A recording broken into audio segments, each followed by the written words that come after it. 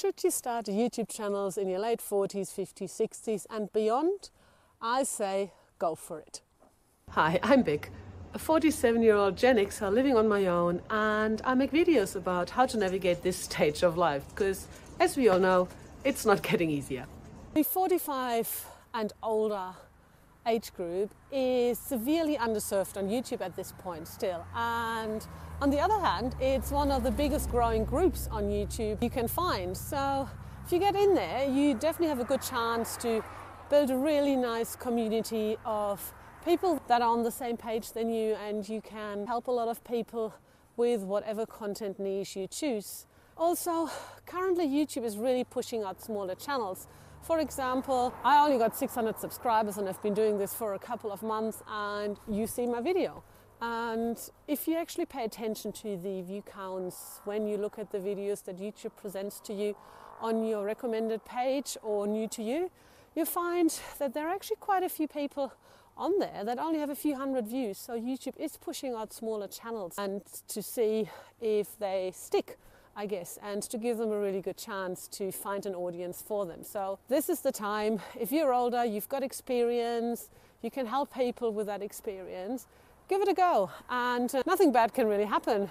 It's just, you're just making videos, and if it doesn't work, who cares? But if it does work, how cool would it be to actually be able to finance a holiday eventually from your YouTube videos? So YouTube is easy to start. You can basically start a YouTube channel from wherever you like, and as you can see, if you're short on time, you might be busy at this stage of life. We have families to look after, we've got appointments, we've got work, and the idea of having to film a YouTube video each week might be really daunting to you, and you might be worried that you don't find the time, but you don't have to film all in the same location.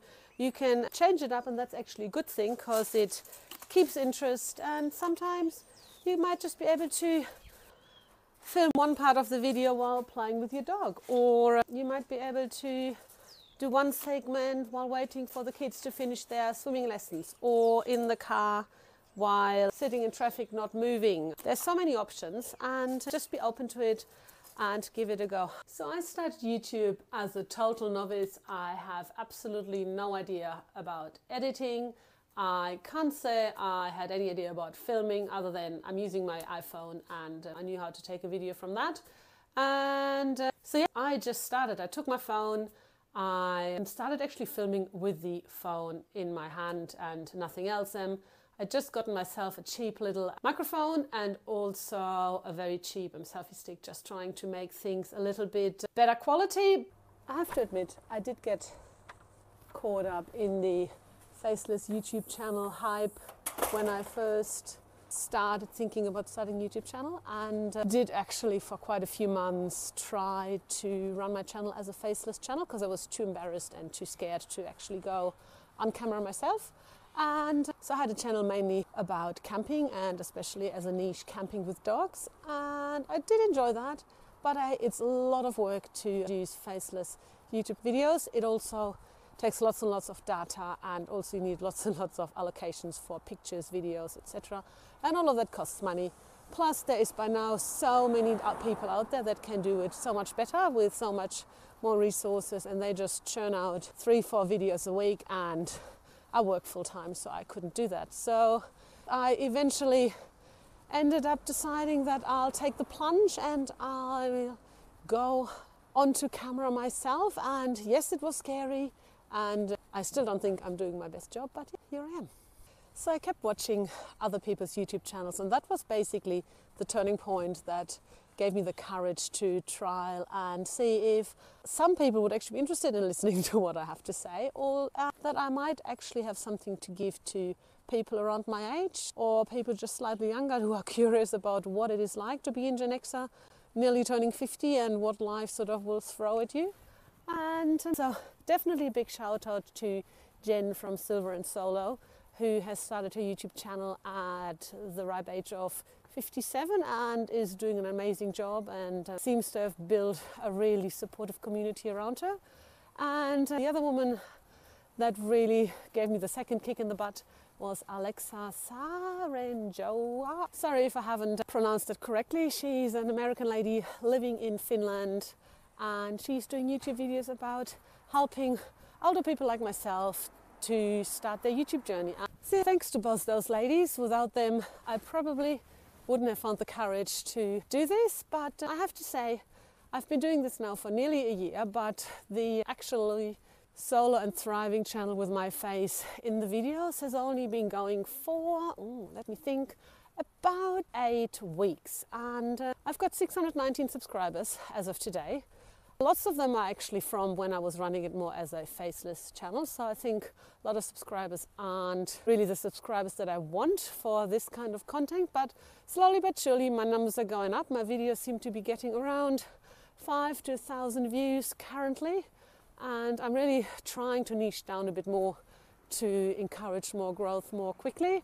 I do work full time, so I don't have the time to move to do more than one video that needs some editing, etc. done a week really. But yes, it's not a race, it's a marathon YouTube, and I'm not seeing it as a getting rich scheme.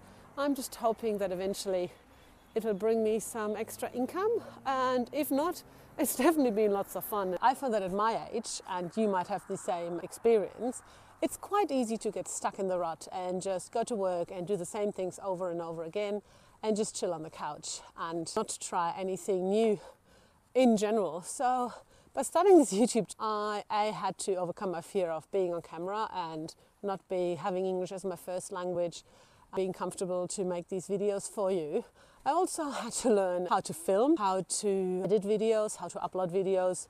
And I'm not great at any of these things yet, but it stretches my brain and makes me smile, I think, if I see that I seem to have done an okay job, and I'm quite proud of myself, and it keeps me busy. If I live by myself, so rather than just sitting on the couch after work doing nothing, I edit YouTube videos or I research new video ideas to see what else I can make a video about that might help people. It's great, and I can only recommend it. So yeah, I feel like every time I make a new video, between the research and the making of it, editing of it, adding special effects to it, I learn something new nearly every week these days. And that's definitely a good thing to have when your brain is aging, because your brain needs stimulations ongoing.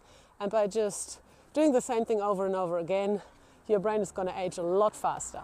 Yeah, so finish it off. Starting a new YouTube channel at my age has been a lot of fun. It's scary, but I learn something new every week.